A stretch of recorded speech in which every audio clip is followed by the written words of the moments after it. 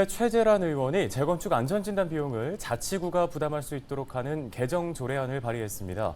자치구가 안전진단 비용을 지원해 주민들의 부담을 덜고 재건축 진행을 신속하게 하기 위한 취지라고 하는데요. 네, 화상 연결해서 보다 자세한 내용 이야기 들어보겠습니다. 최재란 의원 연결돼 있습니다. 안녕하십니까?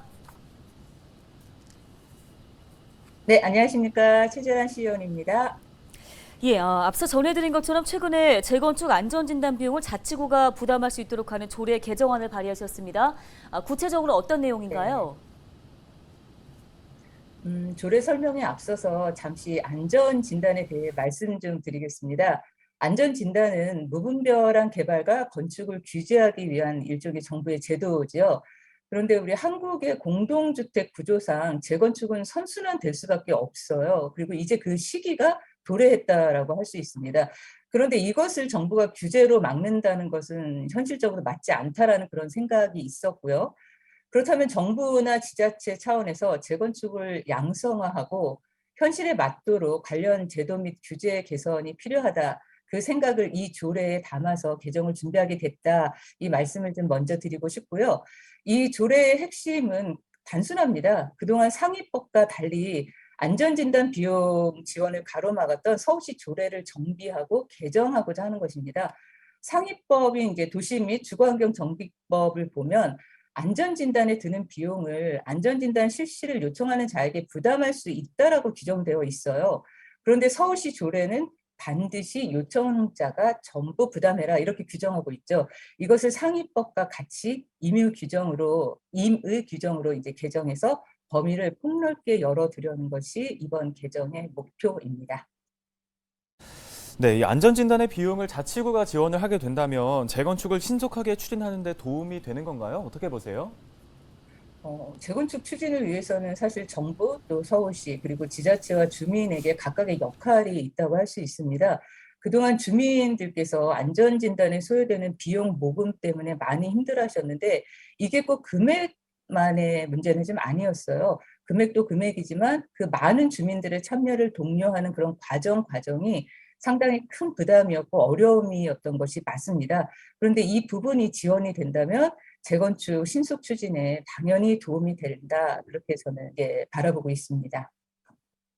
네, 얼마 전에는 오세훈 시장의 목동 아파트 재건축 신속 추진이 지켜지지 않다고 지적하신 바 있습니다. 서울시 입장대로라면 목동 아파트 6단지를 제외한 다른 단지가 모두 지금 정밀 안전진단을 통과를 해야 지구 단위 계획을 상정해서 정비 계획 또 구역 지정안을 입안할 수 있다면 이게 좀 더 더디게 이루어지지 않을까 하는 목소리도 있는데 이 부분에 대해서는 어떤 의견이십니까? 예, 맞습니다. 지난 5분 발언에 대한 그 서울시 답변이 기존 입장과 크게 다르지 않기 때문에 말씀하신 우려가 여전히 존재하고 있다. 그렇게 말씀을 드릴 수 있고요. 조금 다른 얘기긴 한데 지난 대선과 지방선거 기간 중에 제가 유세차에서 반복적으로 거론한 것이 교통영향평가였습니다. 재건축 추진 과정 중에 사실 가장 오랜 시간이 걸리고 또 통과하기 어려운 것이 교통영향평가라고 할 수 있어요. 그런데 우리 양천구의 경우는 그 더불어민주당 황희 국회의원하고 시의원들이 그 전에 사전 노력을 해서 이미 통과를 시켜놨습니다. 그래서 지구 단위 계획만 하면 되는 거였어요. 그런데 오세훈 시장이 오히려 목동을 토지거래 허가구역으로 묶었고 더군다나 1년을 더 연장까지 했기 때문에 제가 지난 선거기간 유세 중에 항의 발언을 이제 상당히 많이 했던 것인데 말씀드렸듯이 이미 교통영향 평가가 다 끝마친 상황입니다. 안전 진단만 해결되면 재건축 추진의 속도가 붙을 수 있다라고 보고 있고요.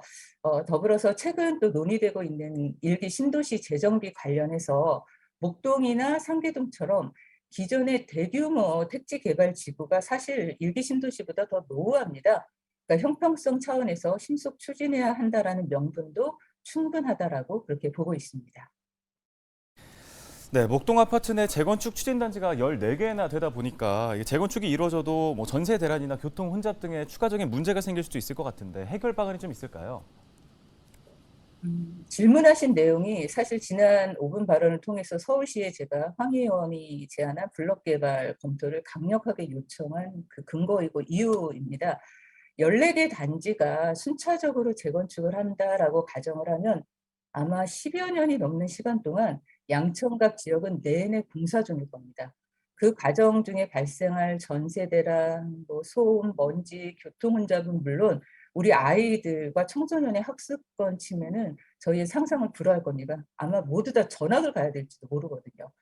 근데 이 블록 개발을 이렇게 하게 되면은 두세 개 단지를 하나로 묶어서 개발하게 되기 때문에 그 혼란을 좀 최소화할 수 있다라고 보여지고 또 많은 부분들이 전문가들이 그렇게 인정을 하고 있습니다.